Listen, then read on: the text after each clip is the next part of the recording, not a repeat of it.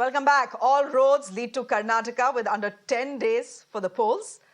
Big guns of both the Congress party and the BJP are in the state, leading high decibel campaigns, and often their paths cross, like they did today. Home Minister Amit Shah and Congress leader Rahul Gandhi held massive road shows in Tumakuru, almost simultaneously, may I add. Mr. Shah once again today cautioned people from voting for the Congress party. If you remember, last time he had said there'll be riots if the Congress is voted to power. This time he said that if the Congress comes to power, the party would bring back the 4% Muslim quota, which the BJP tried to scrap. The move, as you know, has been stalled by the Supreme Court. Karnataka के लिए ढेर सारा काम किया है। हमने 4% मुस्लिम reservation, 4% मुस्लिम reservation खत्म कर लोकलिगा, लिंगायत, एससी और एसटी का रिजर्वेशन बढ़ाया है। अगर कांग्रेस पार्टी आई तो ये सारा रिजर्वेशन लेकर फिर से Muslim reservation लाएगी। On the other hand, when Rahul Gandhi took to the stage in Tumakuru, he reiterated that democracy was being destroyed under the BJP. He also, as always, took an aim at the state BJP over the 40% commission allegations that not just KS Ishwarappa but the entire Karnataka government has been facing for the last 1 year. MLAs को पैसा देकर लोकतंत्र को नष्ट करके कर्नाटक में सरकार चोरी की थी। ಆದರೆ ಈ ಬಿಜೆಪಿಯವರು ಎಂಎಲ್ಎಗಳಿಗೆ ಹಣವನ್ನು ಕೊಟ್ಟು ಅವರನ್ನ ಖರೀದಿ ಮಾಡಿ ಲೋಕತಂತ್ರವನ್ನ ಹಾಳು ಮಾಡಿ ಅವರು ಇವತ್ತು ಸರ್ಕಾರವನ್ನು ಮಾಡಿದ್ದಾರೆ। और पिछले 3 सालों से आप देख रहे हो कि बीजेपी ने कर्नाटक में सिर्फ भ्रष्टाचार किया है। ಕಳೆದ 3 ವರ್ಷಗಳಲ್ಲಿ ನೀವು ನೋಡ್ತಾ ಇದ್ದೀರಾ ಈ ಬಿಜೆಪಿಯವರು ಕರ್ನಾಟಕದಲ್ಲಿ ಕೇವಲ ಭ್ರಷ್ಟಾಚಾರವನ್ನು ಮಾತ್ರ ಮಾಡ್ತಾ ಇದ್ದಾರೆ। और कर्नाटक की जनता ने बीजेपी की सरकार को 40% की सरकार कहा है। ಕರ್ನಾಟಕದ ಜನ ಈ ಬಿಜೆಪಿ ಸರ್ಕಾರವನ್ನ 40% ಸರ್ಕಾರ ಅಂತ ಕರೀತಾ ಇದ್ದಾರೆ।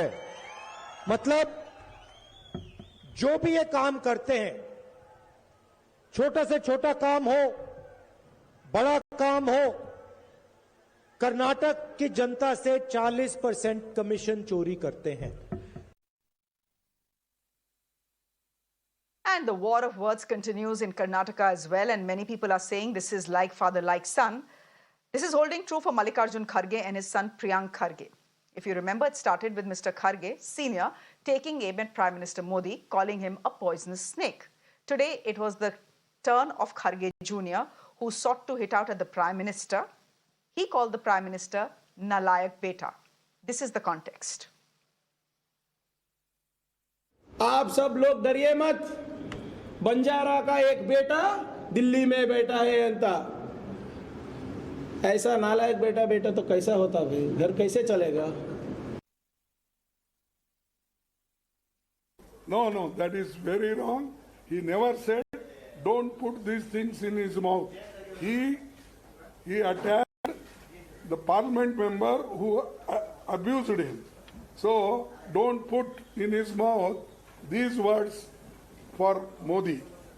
I'm sorry, everywhere this is going purposely, and morning he condemned 9 o'clock.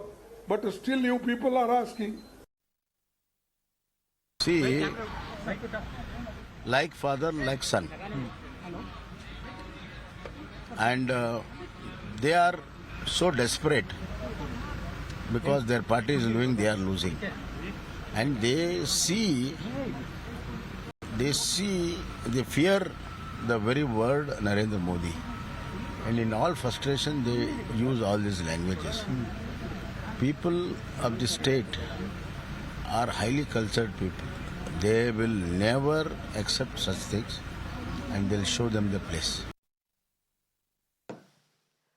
Okay, there's some breaking news that is now coming in from state of Karnataka and relates to the story we've just shown you. The BJP has now approached the Election Commission to file a complaint against Congress chief Mallikarjun Kharge and his son Priyank Kharge for insulting quote-unquote Prime Minister Modi. You've heard both the statements that were made.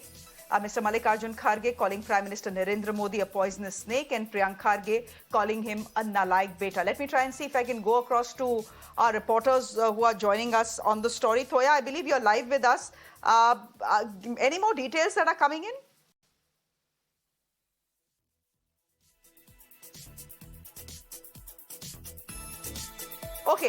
Okay, that's the piece of breaking news that is coming in. I don't think we have Thoya live with us. In fact, let me just tell you that it's raining very, very heavily in Bangalore. So usually what happens is that connectivity when it comes to satellite links is not very good. Perhaps why we don't have Thoya on the line with us. This is just to tell you that on the story that we are following today, this evening, after Priyank Kharge made a comment about Prime Minister Modi, which the BJP hasn't liked too much, calling Prime Minister Modi a nalaik beta. The BJP has now approached the Election Commission, both against father and son, which means Mallikarjun Kharge and his son Priyank Kharge. So that's a story we continue to track. Let's move on. Bangalore is India's Silicon Valley. It's going to the elections, and it's only fitting that politicians take swipes at their opponents in the most creative way. Close on the heels of its Pay CM QR code campaign against the BJP, the Congress is following it up with a fresh Pay CM Cry PM campaign. Now, this new campaign, bearing Prime Minister Modi's QR portrait, can be seen crying. It's an apparent dig at his remark in Kolar yesterday, where he said that Congress leaders have abused him 91 times. In fact, we heard from Priyanka Gandhi. In her response, she said, "Himmat karo, Modi ji, mere bhai se sikho." Rahul Gandhi too took to Twitter and asked as to why Prime Minister Modi would not respond to the Pay CM campaign. Now, the BJP's R. Ashok took on the Congress over this new QR code campaign and said that it is the grand old party which is used to crying because of Prime Minister Modi's popularity. Just a sideshow, but it's fun. Listen in. Congress people are crying because Modi regularly coming to Karnataka. That fear is there, Congress. So yesterday also Modi ji in the public meeting, he given the statement.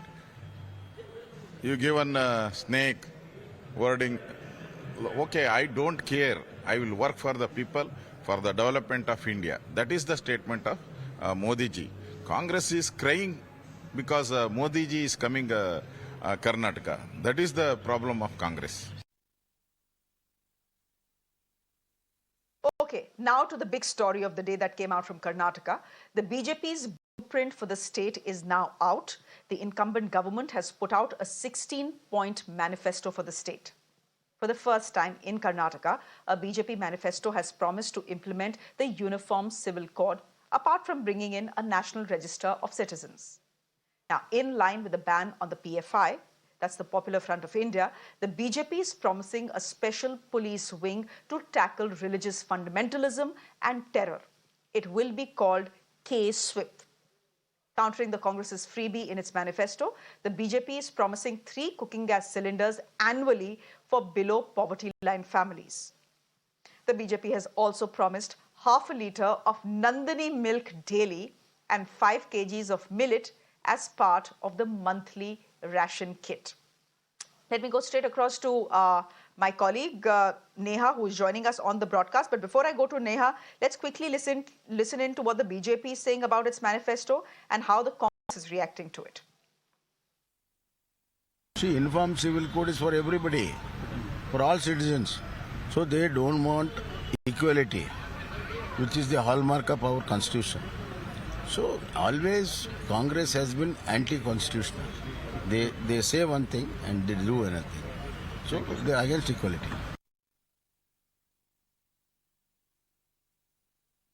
हमारा state का budget है 3 लाख करोड़ का, उसके हिसाब से हम ये announce किया है. इसीलिए कांग्रेस का फ्री बीज है, इसको 2 लाख करोड़ चाहिए, वो नहीं कर सकते हैं. सब फ्री दिया है. हम तो ऐसा नहीं किया है. बजट में क्या है, बजट के हिसाब से हम इसको अनाउंस किया है. There is a difference between what we have announced and what they have announced. They have said we will give free electricity We have not said that. We have only said 5 kg of rice and 3 cylinders in a year, that is to in the season of festival. तो हम इन्वर्सलाइज नहीं किया है, वो लोग इन्वर्सलाइज करके वो अंत में इम्प्लीमेंट नहीं करेंगे. व्हाट दैट हमने लोन वेवर करेंगे, राजस्थान में बोला था, वेवर किया क्या, ये प्रश्न है. हम जो बोलते हैं, हम जो पॉसिबल है वही बोलेंगे और इम्प्लीमेंट करेंगे. And let me go across to my colleague Neha Hebale, who is joining us on the broadcast. Hi Neha, good evening. Thank you for joining us. I believe it's raining very, very heavily in Bangalore. So we see you inside the car trying to protect yourself from the rain. You know, all in a day's work for a reporter, as they say. But quickly to speak about the manifesto that the BJP has put out. We'll of course hear from the Congress party and what they have to say, and nothing will be complimentary. But it's interesting to see that the Uniform Civil Code has made its debut in a BJP manifesto in Karnataka.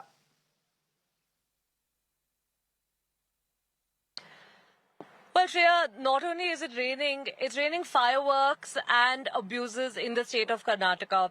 We're seeing that as the BJP today has launched its manifesto, they've released it, they've put it out. Yes, you know, there are a lot of promises over here that they've made, but, you know, like you rightly mentioned, of course, a couple of legal aspects that need to be looked into as far as implementing the Uniform Civil Code is concerned.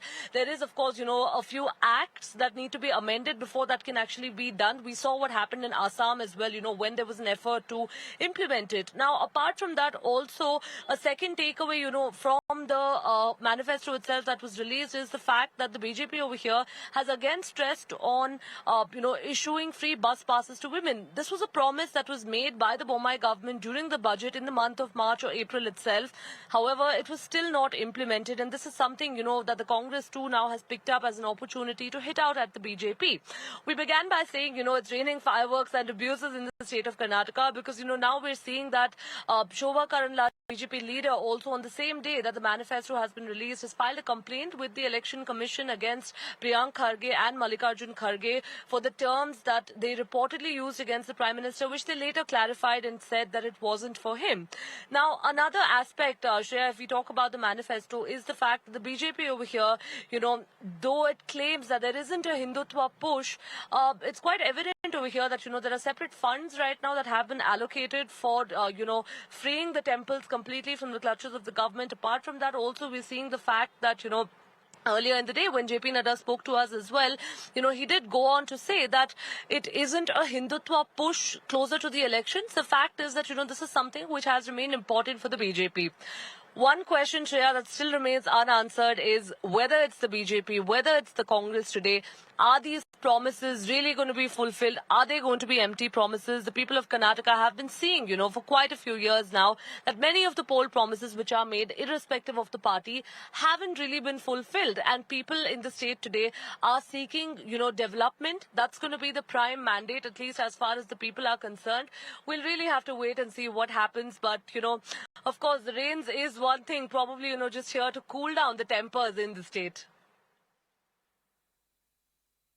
All right, we'll leave it there for the moment. I doubt though tempers are cooling down anytime soon, at least not before May 13th. We'll leave it there for the moment. Thank you very much. Now, the Congress was, as Neha was pointing out, pretty quick to slam the BJP's manifesto. Listen in.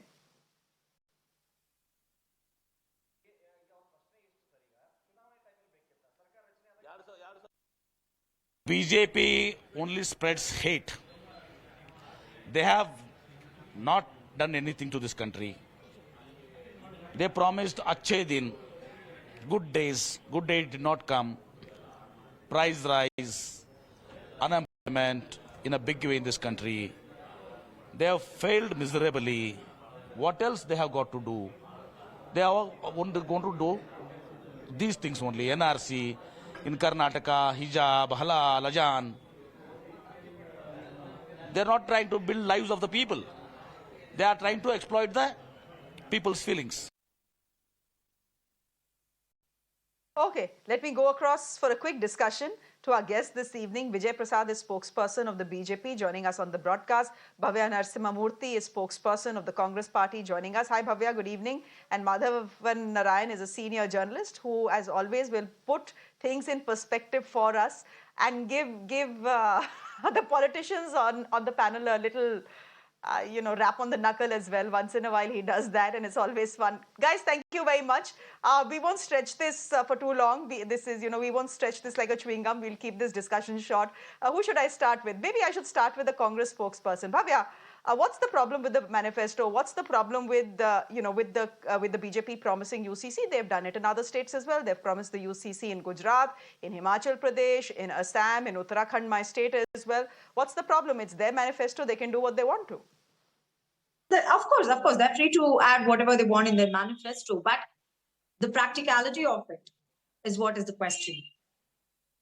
They tried to implement in Assam what happened, and they've not done the required amendments that are needed. And the most important question is why they're taking up the UCC question here. That is to cover up. They're doing that to cover up their scams here. And they know they have no developmental work in Karnataka for the past 4 years under their government, to their credit. And to cover up these scams and the current anti-incumbency that exists in Karnataka, and they know Congress is going to sweep these elections. We are going to come in full majority. Now they just want to deviate. They want to use emotional issues with people. And when Mr. Amit Shah visited Karnataka in one of the rallies, he said if Congress comes to power, there will be riots. Like a central home minister speaking about riots, really? How can you... Such statements should have actually come to the attention of Election Commission.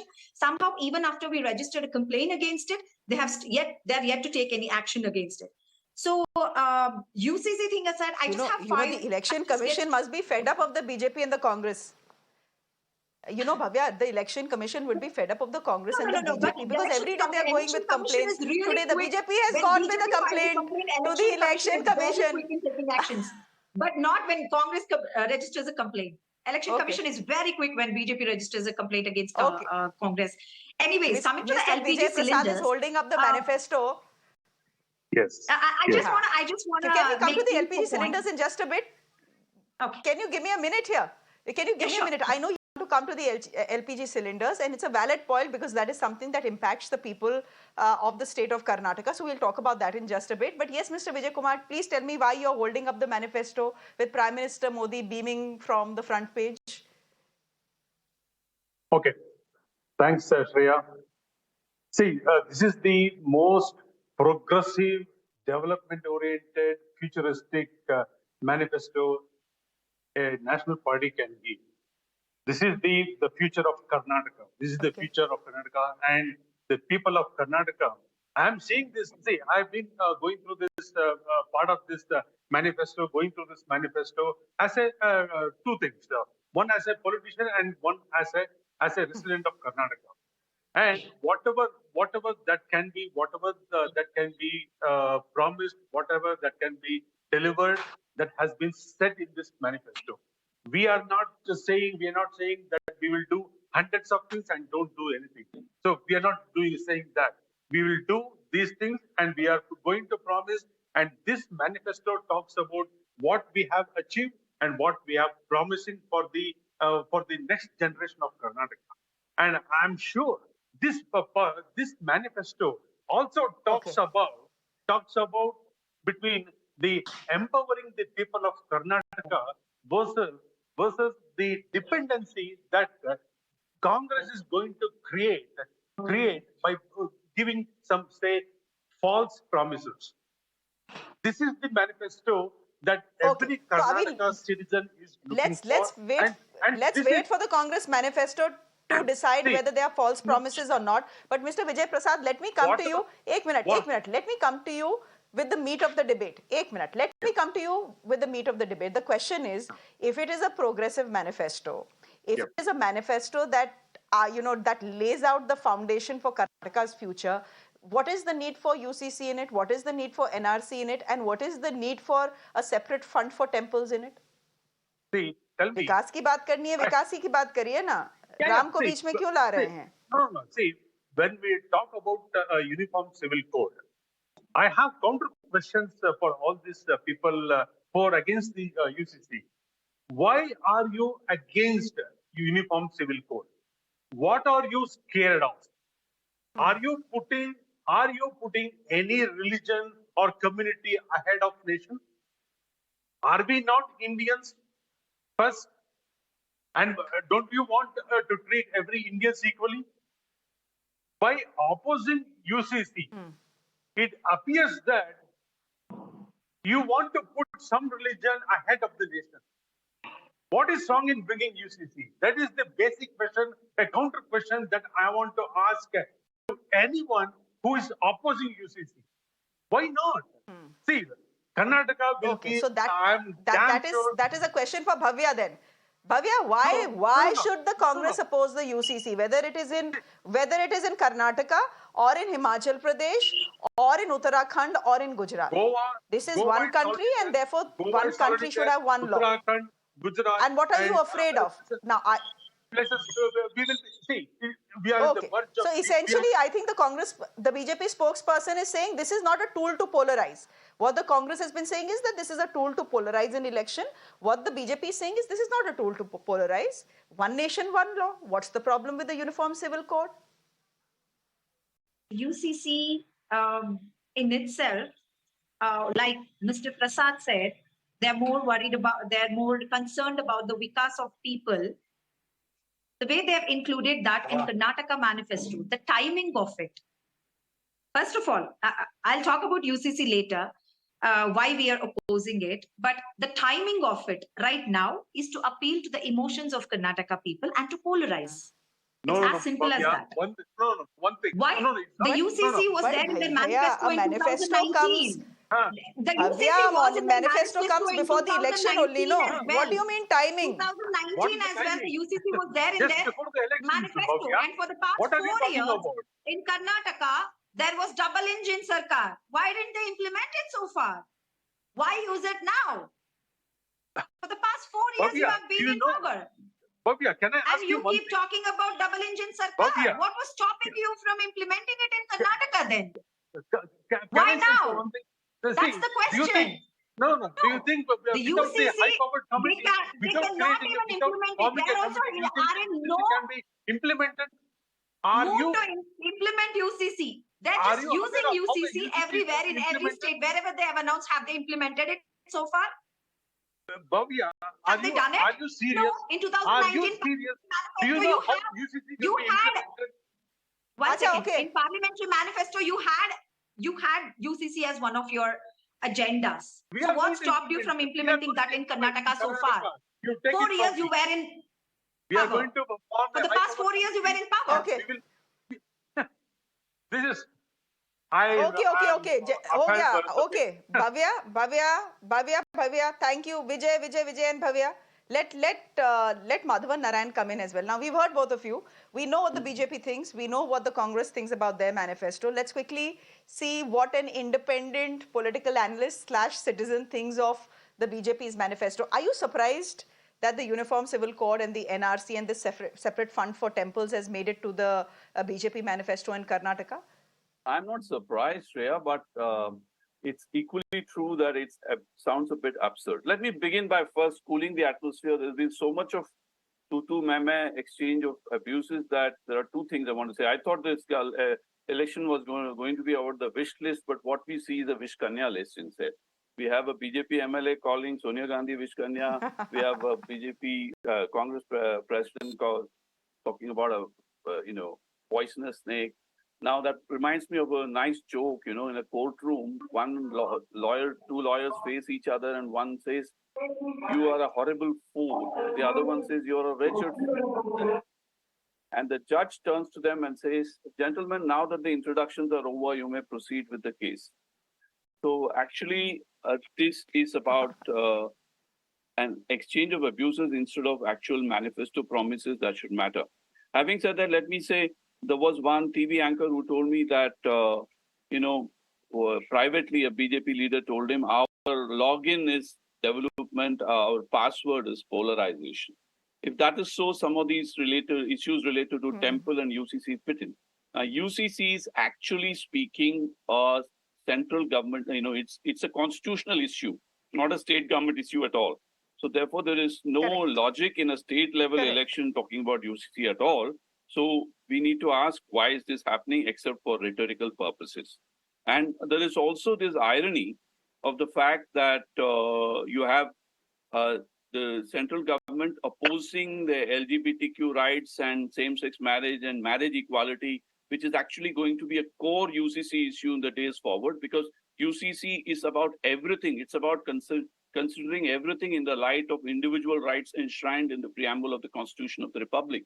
And therefore, it can only be to in a certain contextual, narrow painting of UCC that we will end up seeing polarization. Otherwise, BJP can easily move the central parliament a bill on or anything on the UCC the way it did on the NJMC, the judicial appointments.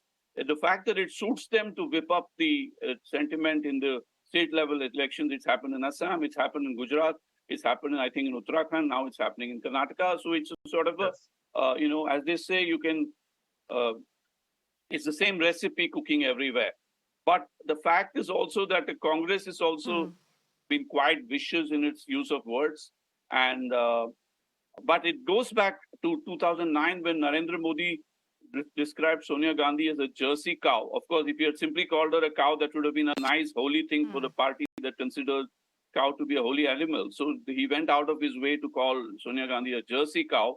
And that didn't look like a compliment to many others, although it's a way of milking, if I may use the appropriate metaphor, people sentiments for votes. So we are, what you know, it is a race to the bottom. What you've done is just turn the focus of the discussion from UCC and the promises made to the tutu meme that is going on right now, Madhavan Narayan, but in you the know, state I of need Karnataka. to ask a very simple question. We heard something today as well.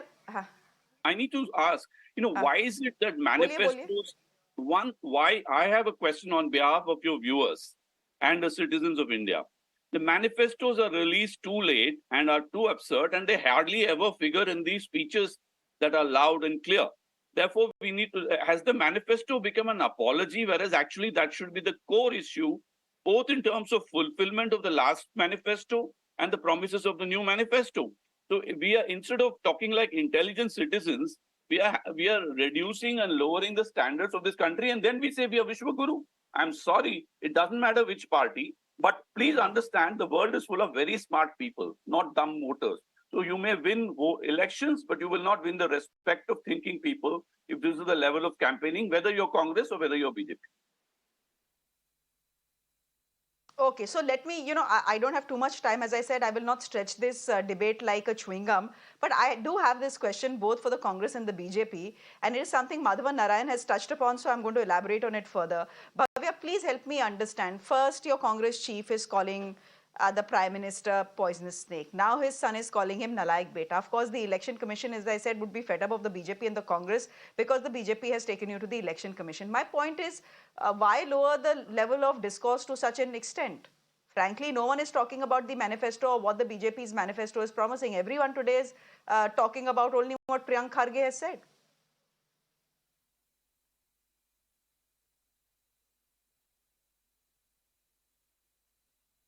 Bhavya, unmute yourself, please.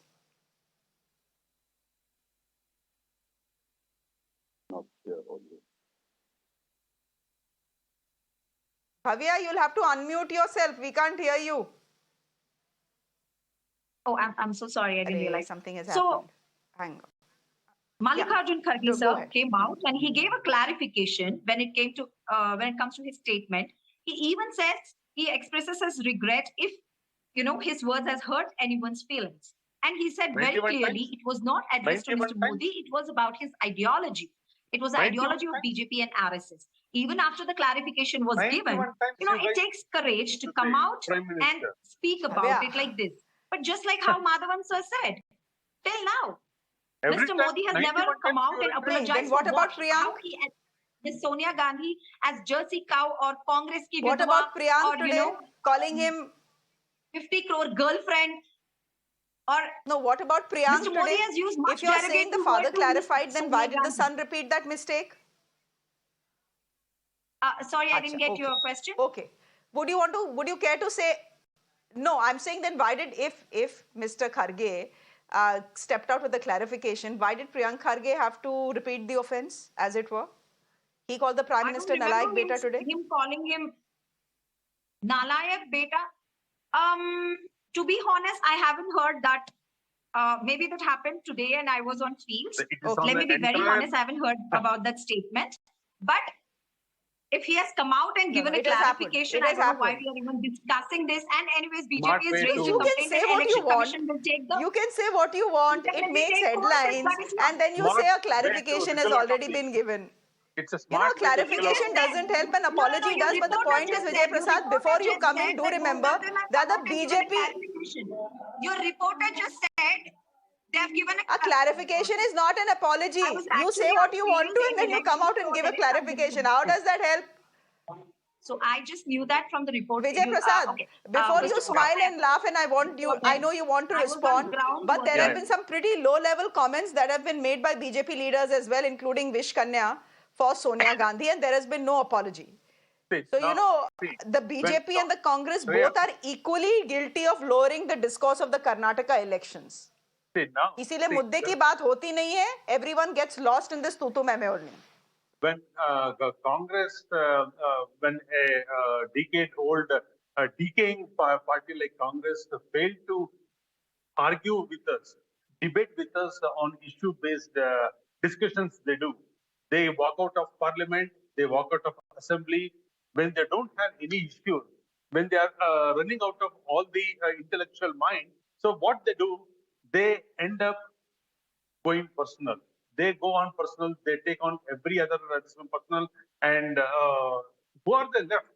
Even they don't even leave the Prime Minister, and they have abused him 91 times. They call him with many names, which I don't want to repeat, which I personally, even against my opponent, I personally don't use it.